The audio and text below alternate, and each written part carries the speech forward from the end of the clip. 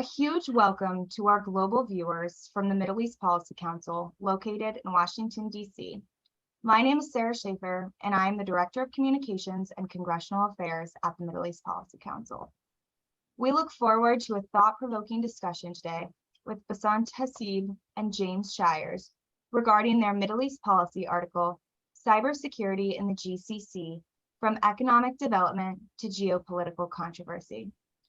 To view this article and others, you can subscribe to our journal by visiting our publisher at www.onlinelibrary.wiley.com. Search Middle East Policy and hit subscribe. Our Journal Contributor Dialogue series offers U.S. policymakers short video discussions on timely issues related to foreign policy matters in the Middle East. Our contributor dialogues leverage the subject matter expertise and geographic diversity of our contributors to our renowned journal, Middle East Policy. Learn more about our journal and how to subscribe on our website at www.mepc.org. We are so fortunate to welcome our guests, Bassant Hassib and James Shires. Welcome. Thank you very much. It's lovely to be here.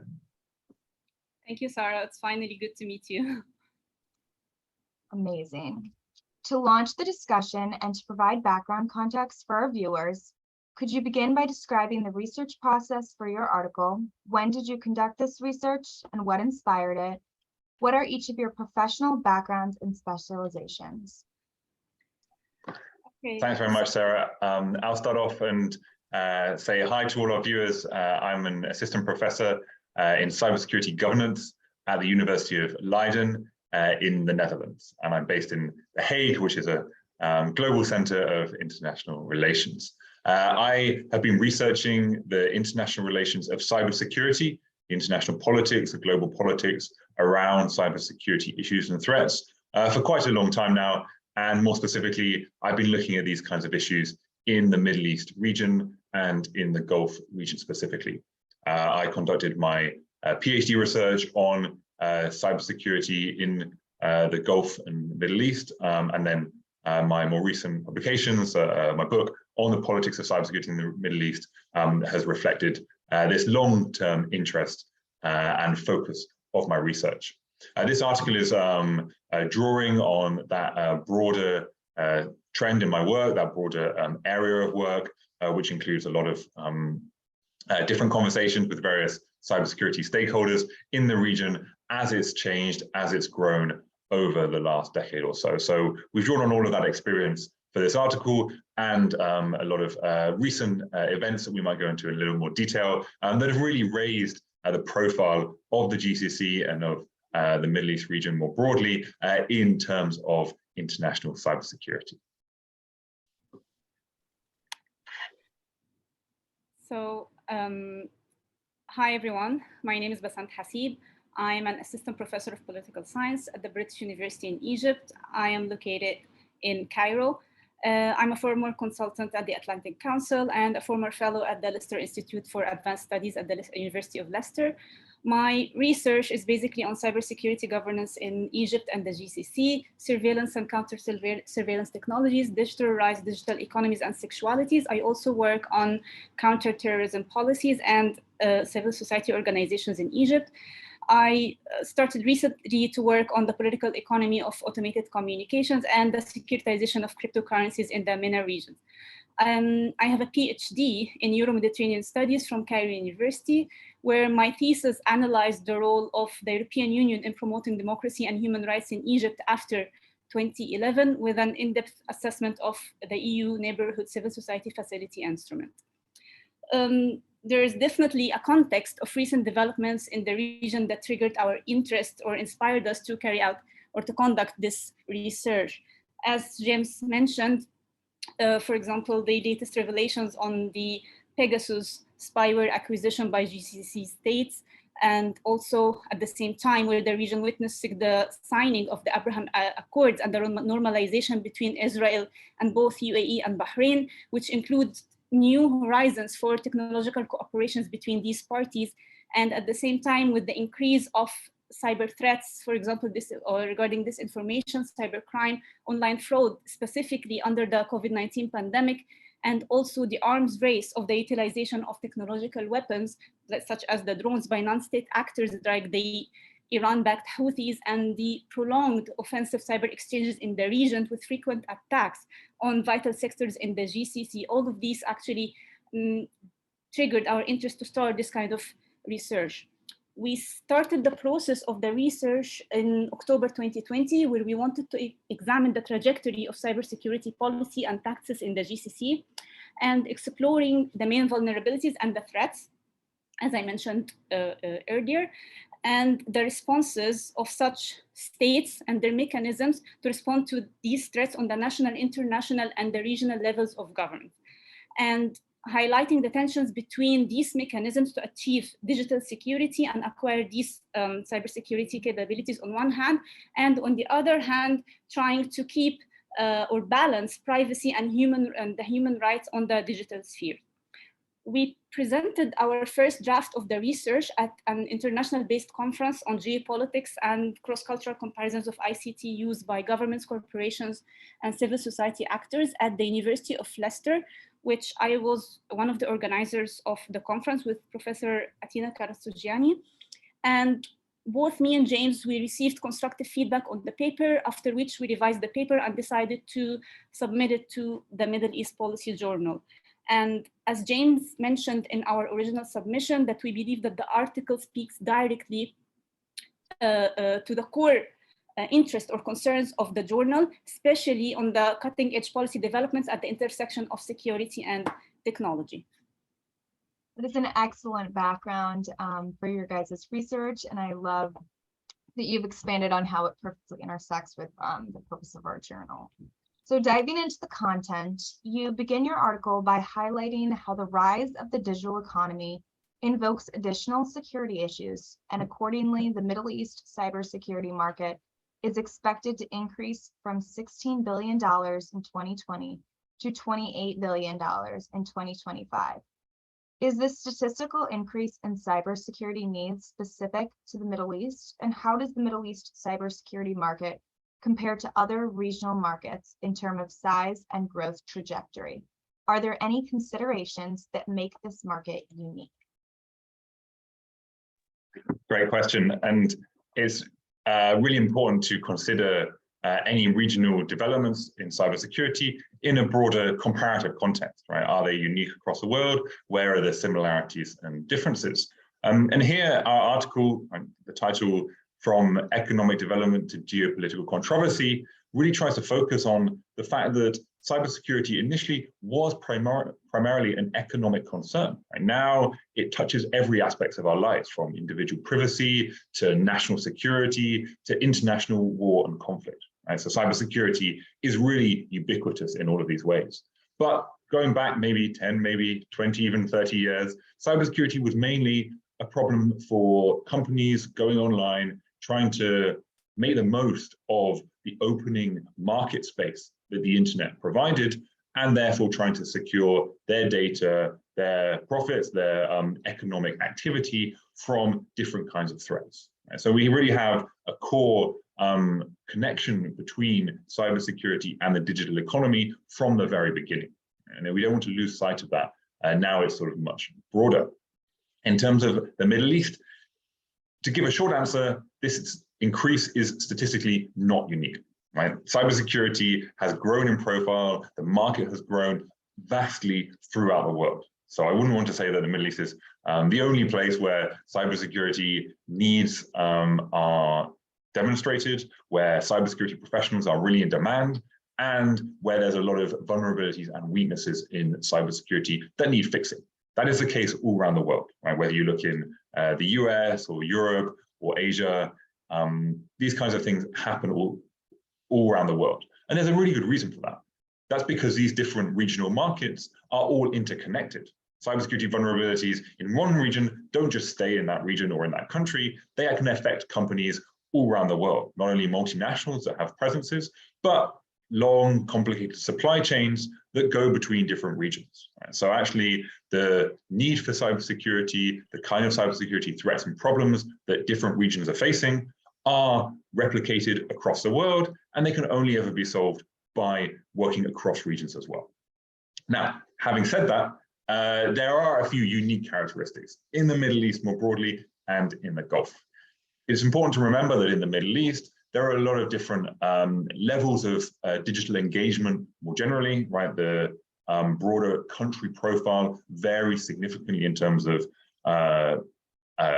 the wealth of the country, the internet access, the internet penetration to individuals, and the amount of the ways in which the economy has gone online, right? So there's a vast diversity in the Middle East more generally.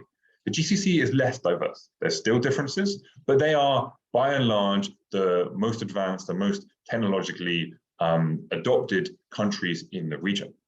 Some of these countries have made a real effort to place technologically driven economies at the core of national strategies as they seek to diversify away from traditional sources of income in oil and gas. They see a technology-driven economy as the future for these states. And that's already happening in action, right? If you go to the Emirates, or you go to Qatar or Doha or Riyadh in the last couple of years, you are seeing these changes in practice, right? They are really at the forefront globally of looking at new technologies and how they can be incorporated into national policy and everyday living. And that brings with it its own set of vulnerabilities and threats. The more you embrace digital technologies, the more you open what is often known as the attack surface to a variety of threats, and you introduce new problems and challenges. And so because the GCC states are in a region where there are a lot of political and geopolitical tensions and threats, and on the other hand, they are the most digitally advanced economies and societies in that region, that does create a few unique problems and concerns for these states. That is excellent clarification on the unique impact that cybersecurity market has on the Middle East specifically. Transitioning from the cybersecurity market to more artificial intelligence, could you similarly elaborate on the artificial intelligence market in GCC countries? What makes AI attractive to countries such as Saudi Arabia, the UAE, both for civilian and military purposes? Okay, so similar to what James mentioned regarding cybersecurity, the market of artificial intelligence is attractive to the countries in the GCC, especially Saudi Arabia and the United Arab Emirates, both for civilian and military purposes. The estimates suggest that the artificial intelligence build out in the Middle East in general by 2030 will be around 320 billion euros, with the leading countries will be Saudi Arabia, Qatar, Bahrain, and Emirates. And these are for several considerations. First, we have economic considerations, like as the economies of the world, as James mentioned, are moving to become more digitalized. It's important for the GCC states, especially Emirates and Saudi Arabia, to stimulate their local investment in the digital business sector, including becoming early adopters of artificial intelligence technology in the regions and shifting towards smart cities in order to become the tech leaders, not only in the region, but in the world, which will definitely give them an edge or an economic weight regionally and internationally, and accordingly, it will give more weight to their own regional political agendas. So it's important for economic and political considerations. Also, we started to see recently that artificial intelligence is important for public health and safety considerations. Most of the countries of the world, they relied on artificial intelligence in the crisis of COVID-19. Okay, in order to use the applications, in order to identify the number of people in public spaces, the percentage of infections, prepare the equipments, and to reveal fake or malicious news. Another reason why it's attractive is basically for urban security and increasing state control, which is something that's very important for GCC countries. We see Dubai and Saudi Arabia relying on artificial intelligence in building their new smart cities with projects for facial recognition and surveillance programs. And it's also used to counter extremism and enhance urban safety, which is a major goal for the Saudi government specifically. Another reason is that there is actually a race that has been going on for who would be the early adopter of artificial intelligence in the region. We have a competition between UAE and Saudi Arabia on one hand, and also UAE and Bahrain on the other hand, for who would become the main tech hub in the region. So we see that they are investing in developing commercial drones, for example, and for building centers to become or to build their own drone systems and for production and operation. Another reason is for national security considerations and advancing military and defense capabilities for these countries. We can see that they are investing heavily in advanced technologies to collect data and analyze it for national security generally. For like I mentioned, the facial recognition and surveillance drones as one example. And this was driven or became more important after the several drone attacks on Aramco by the Iran-backed Houthis and also by Iran on UAE in 2020. And this has actually alerted them to the need to utilize drone and anti-drone capabilities to advance their political agendas and war strategies, to minimize physical damages, and also to avoid undermining their image or reputation as safe cities or safe and stable countries, which will accordingly impact their economies later on. And here we can see that they are expanding their market not only to China or USA traditionally, but also to traditional adversaries. We see now cooperation with Israel on one hand, and we see recently cooperation between Saudi Arabia and Turkey.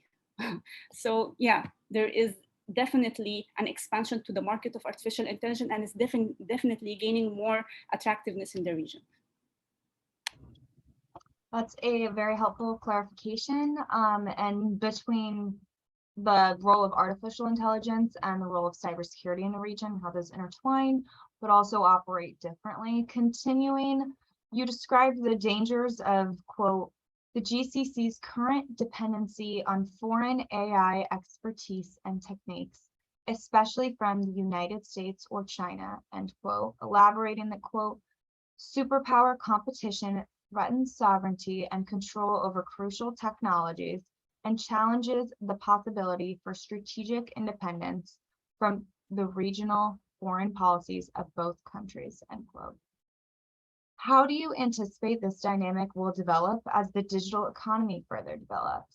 Is there a scenario that the Middle East could use this superpower competition to its advantage, or will it solely endanger domestic independence and sovereignty efforts? Okay, so there is a risk which still exists, but there is also a comparative advantage for the GCC states, which will balance this dynamic to their own advantage.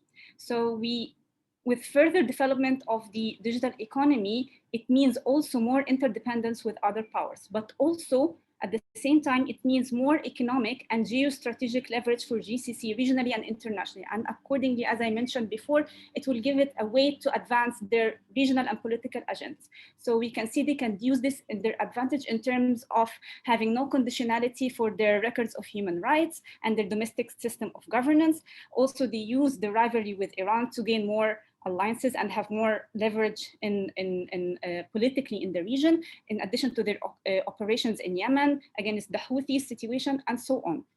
Especially that also now they are starting to develop their own tech know-how as a major goal to overcome threats of independence. So they use this geostrategic competition to their advantage. For example, now they are moving or preferring more technology, specifically artificial intelligence from China over that of the USA or Europe, which parallels the Chinese authoritarian approaches to technology, which is something that they want, okay, no conditionality in this regard, and also with competitive prices in comparison to the West. Also, we see at the same time that the GCC states now started to look elsewhere. Other than the traditional China-US dynamic, they started to cooperate with traditional adversaries in the region, as I mentioned earlier. Bahrain and the UAE already utilizing their recent deals with Israel, the normalization deal, as one of the top countries with extensive expertise on cybersecurity and artificial intelligence to learn from their capabilities in training, education, and technology software. Yes, this cooperation comes with risk, and it should be explored with caution to avoid risks of cyber espionage, but the GCC have a comparative advantage. in one hand, they take the technology from Israel, but they have a financial advantage, the financial heft and competence in scaling their tech capabilities, and also their position towards a common adversary, which is Iran. So this gives them another leverage. And also their cooperative role in securing the region is important. And also in return of this, they can guarantee the unconditional sale of targeted cyber surveillance technologies and softwares, not only against the traditional illegitimate or terrorist targets, but also against political opponents. So here there is a strong commercial and security incentives for competing foreign powers that gives an advantage for the GCC states. That's an excellent elaboration. So often the Middle East and GCC states are seen as sort of a playing ground between great powers, and it's always important to illuminate how that could be used in GCC states' favors as well. So that's a great specification. Furthermore, in your piece, you discuss many of the cyber espionage cases and advanced persistent threats toward the GCC states. Could you explain some of the risks and vulnerabilities that these countries face and the implications that they have on these countries' security? Sure, I can take that one. So maybe a little bit of a starting clarification. We use the term advanced persistent threat, or APT, in the article. This is a common industry term, which is now essentially another word for being state-sponsored. Right? So when people talk about APTs or advanced persistent threats, they talk about cyber operations that have come from a state origin. Whether this is via a proxy or some other way, it can be traced back to a state. So in this way, we're clearly in the geopolitics of cybersecurity. Right? What are states doing with offensive cyber operations? What are they doing with their hacking tools, and how are they using them? Now, there's a clear geopolitical rationale in terms of espionage here, right? States have done espionage forever, right? For as long as they've been around, and this is a digital way of conducting espionage, right? They're updating their tools of spying and statecraft for the digital age. And some of these include offensive cyber operations, ways to get into networks of other states, to siphon off data, to take data, exfiltrate it, analyze it, and use that for political advantage. And that is clearly going on in the Middle East and in the GCC, as it is going on everywhere else, right? So many of the largest superpowers, so the US, China, Russia, have all had a significant cyber espionage operations attributed to them worldwide, and specifically in the Middle East and GCC region themselves, right? So you've mentioned maybe a playground isn't the right word, but definitely the sort of a focal point for a lot of these cyber espionage operations is the GCC and the Gulf states for their sort of political leverage and sort of unique characteristics. But there's other worries and threats there as well, right? And the same kind of cyber tools that can let you into networks to steal data can also then disrupt the target networks themselves. Right? You can wipe data rather than taking it back to another country. If these networks are connected to industrial control systems, then such systems could be disrupted or affected by a cyber operation on those systems. So as well as a kind of classic espionage operations, cyber operations are also now used for sabotage. Perhaps the most famous instance is the Stuxnet operation in Iran, attributed to the US and Israel well over a decade ago now, but there have been many other since then around the world.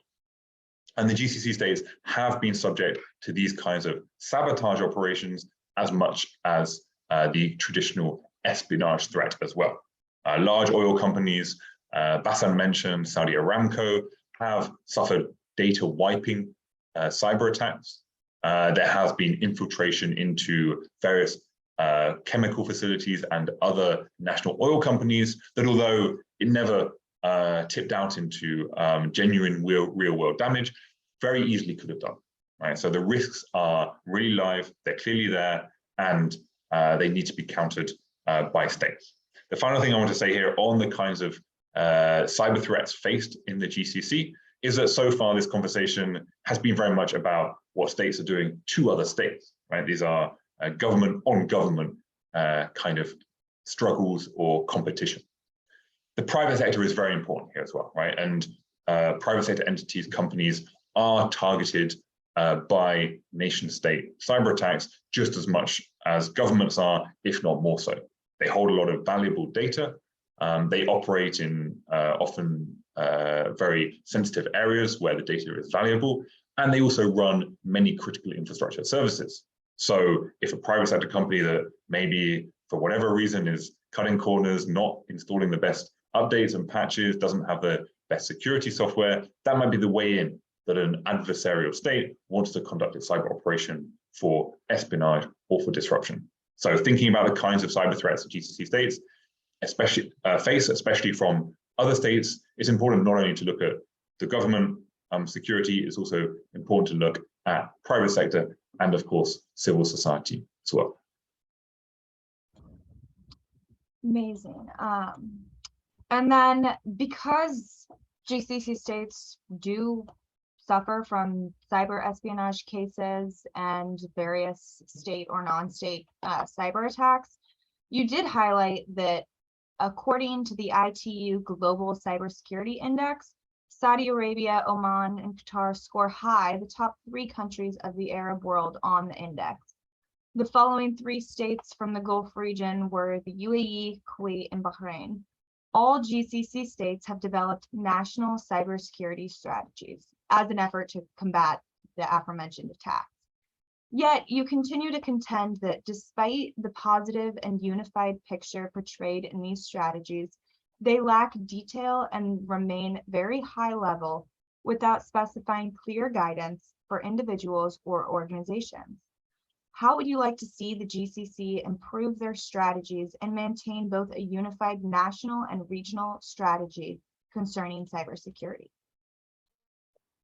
Maybe I'll start and then Bassant can come in after me. So here, the ITU index shows something I mentioned earlier, right? That the GCC states are clearly at the top of the Middle East region in terms of their cybersecurity policy and strategy.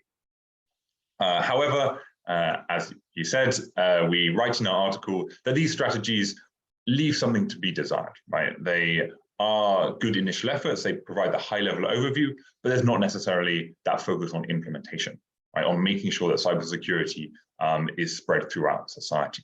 Now, one of the changes that we've seen over the last couple of years is that this has really been recognized by GCC states, and they've been trying to build institutions to implement these strategies, right? So not just have the documents itself, but have the people and the infrastructure in place to improve their cybersecurity. In many of these cases, this is a national cybersecurity authority or a national cybersecurity or cyber defense center. And so these kind of central government bodies that bring together different qualities, different government departments under a single umbrella organization can be a really important step forward to improving cybersecurity beyond the naming and publication of a strategy.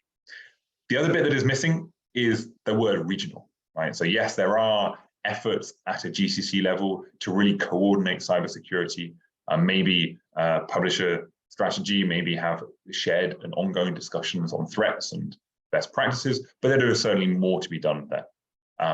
Bassant, do come in if there's anything you'd like to add on this.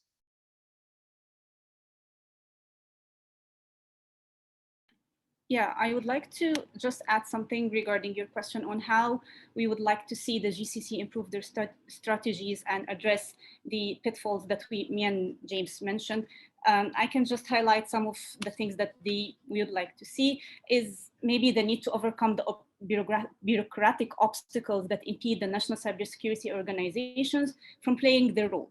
Okay, so we need to see them having clear areas of responsibilities of the different organizations that James just mentioned without the overlapping of who is doing what exactly. So as an example, we see Dubai has an independent cybersecurity authority that does not necessarily coordinate with the partner organization in Abu Dhabi, for example, or even Bahrain and Qatar, they have responsible cybersecurity organizations, but there is a blurring line between what is the responsibility of these organizations in relation to their ministries of interior. It's still not clear. So they need to overcome these bureaucratic obstacles. Another thing is that in order to do that, or in order to avoid being labeled or the stigma of being high level and detached from the normal citizens, they need to have a more inclusive approach in their strategies by including civil society and the private sector in their governance approach, or in developing and shaping their own strategies. So these are the two things that maybe we want to see the GCC states are doing in order to improve their strategies. Excellent. And you do mention the existence of legislation and regulation regarding cybercrime, electronic transaction, and data protection. However, many of these laws and agreements are over 5 years old, with some going back to 2009. Would you say these laws in GCC states are adequate in combating these issues, or do you think these regulations are able to efficiently regulate fast-changing technology advances and threats? There's two slightly different issues here. One is the fast-moving pace of technology at the moment, right? So if you maybe go back to 2009, politically, the region was in a very different place, but also technologically, right? Not only in the region, but we were all in a very different place, right? If you think about the kind of technology you were using in 2009, it's probably very different to what you're using now, especially after the global pandemic. So clearly, technology moves very quickly, and it's a bigger question about how legal mechanisms and laws can keep pace with technology. Now, that's not necessarily always a losing battle, right? Laws can be written in what's known as a technology agnostic way, right, to describe the functions of a technology or its social impact, and try and combat that rather than naming or going into too much detail on how this is achieved. So in many of these cases, in many of the electronic data or data protection laws, this is possible as long as you define what kind of data belongs to which people or organizations and how they should protect that data. You're not saying where it's stored or anything like that. You're not trying to tie yourselves to particular technologies. Having said that, there has been a real trend in the GCC over the last couple of years to focus on data protection legislation and updating it, mainly to make the markets more attractive, more standardized for international companies and investment, and to match trends that are going on elsewhere. For example, the general data protection regulation, GDPR in Europe. So that's one question on the pace of technology. The other problem is not a question of outdating or laws being sort of no longer fit for purpose. It's about their scope in the original drafting, right? And this is really a problem, especially for cybercrime laws in the Gulf.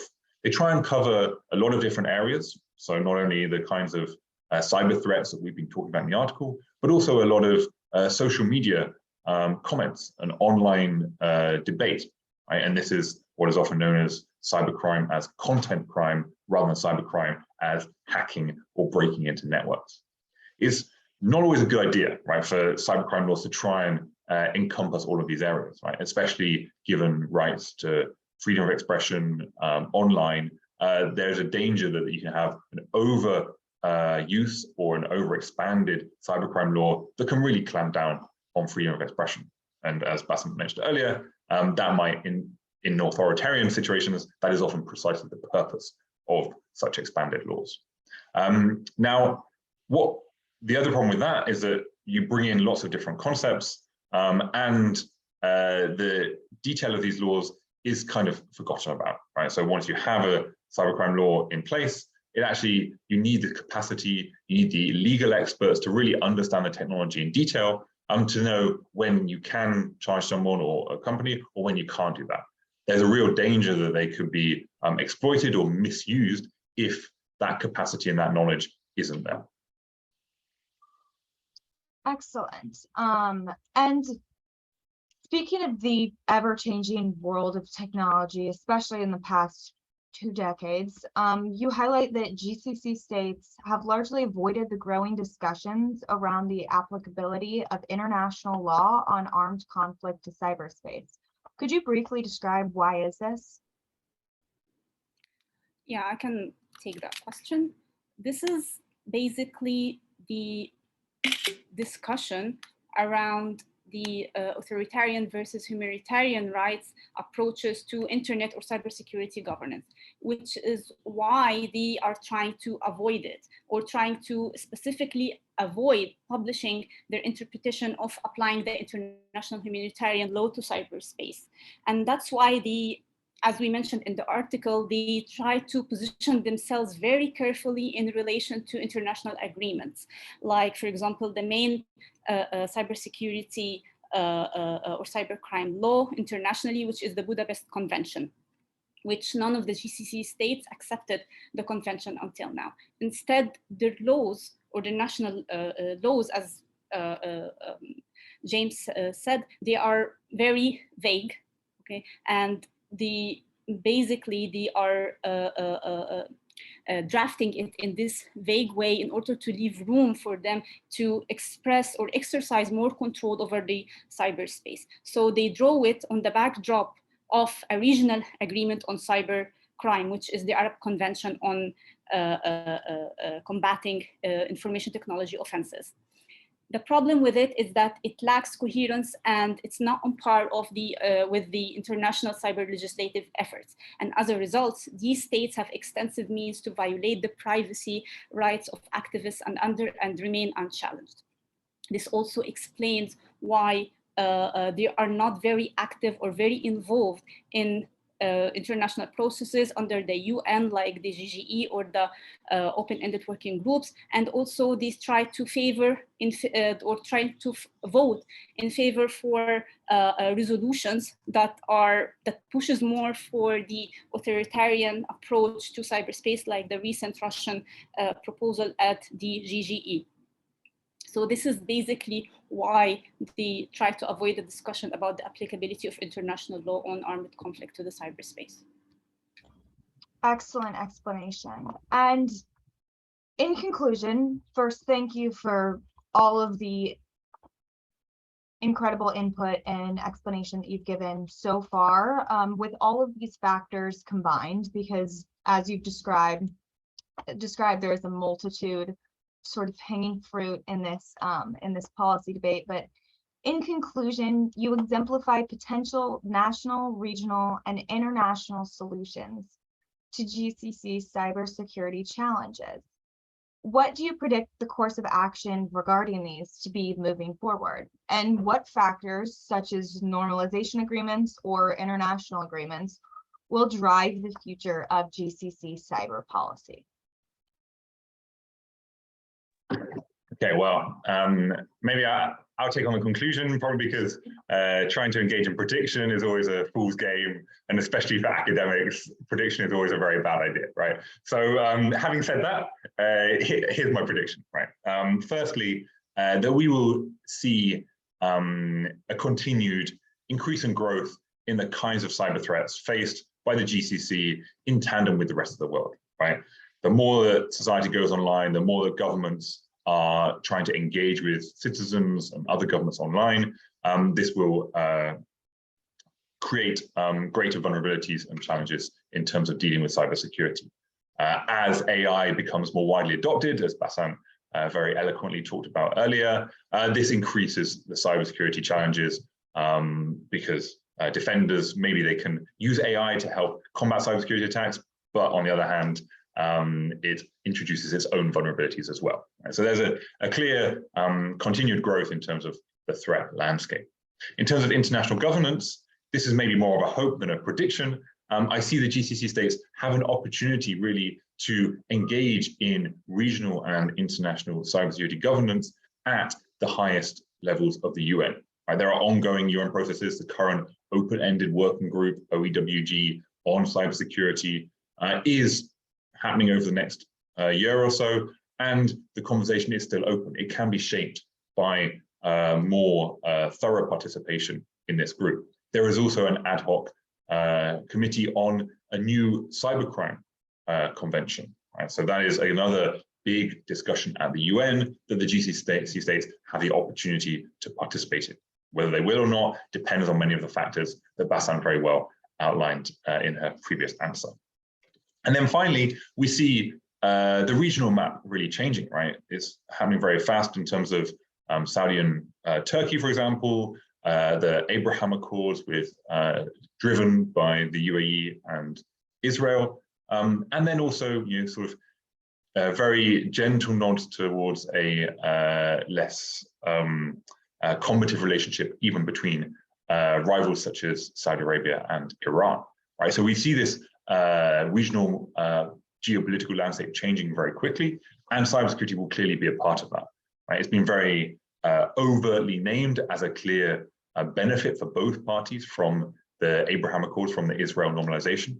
So cybersecurity companies are transiting between the different countries, really trying to sell as much as they can, trying to open these different markets to each other. But then on the sort of flip side, you see cyber competition and the use of cyber operations by different states, whether this is Israel, Iran, which we haven't talked about too much, or other states outside the region, really posing a risk of escalation, right, and of regional tension and instability. So the big question that I'm not going to try and decide on or give a prediction is whether these kinds of contributions of cyberspace to regional tension and instability can be countered by greater participation in cybersecurity governance and the risks avoided through that more collaborative route.